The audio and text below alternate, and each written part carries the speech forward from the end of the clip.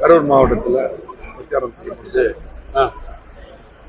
அந்த கூட்டத்துக்கு வந்த குழந்தைகள், பெரியவர்கள், அதே போல தாய்மார்கள், சகோதரிகள், இளைஞர்கள் என்று கிட்டத்தட்ட இதுவரை 39 பேர் வந்ததாக பத்திரிகையில் ஊடகத்தில் செய்தி மறைந்ததாக எங்களுக்கெல்லாம் நினைவுகிறதுனால் வந்து இந்த மாதிரி ஒரு மோசமான சம்பவம் நடந்ததில்லை.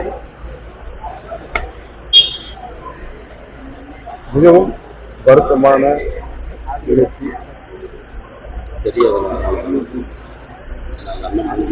மிக துக்கத்தில் மிக மோசமான ஒரு துக்கமான நிகழ்ச்சியாக இன்றைக்கு நடந்திருக்கிறது.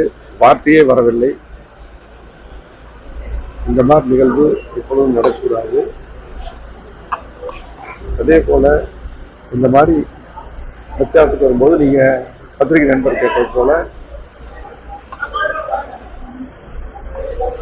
பிரச்சாரத்துக்கு வரக்கூடிய தலைவர்கள், இந்த சம்பந்தப்பட்ட கட்சியை சரி, அதே போல காவல்துறையும் சரியான முறையில் இதற்கு பாதுகாப்பு அளிக்க வேண்டும். அதே போல இன்னும் நிறைய பேர் மருத்துவமனையில் இருக்காங்க.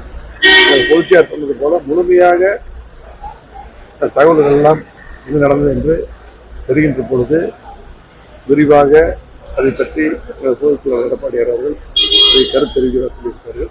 இருந்தாலும் கூட மிக மோசமான ஒரு சூழ்நிலை கரூர் இருக்கிறது.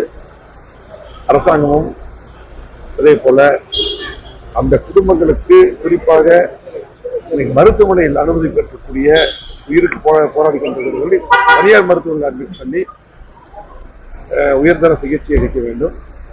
அதே போல அந்த மரணமடைந்த இறந்த அந்த குடும்பங்களுக்கு நிவாரணத் தொகையும் அதிகமான அளவில் வழங்கி அந்த குடும்பங்களுக்கெல்லாம் கண்டிப்பாக அரசு வேலையும் தர வேண்டும்.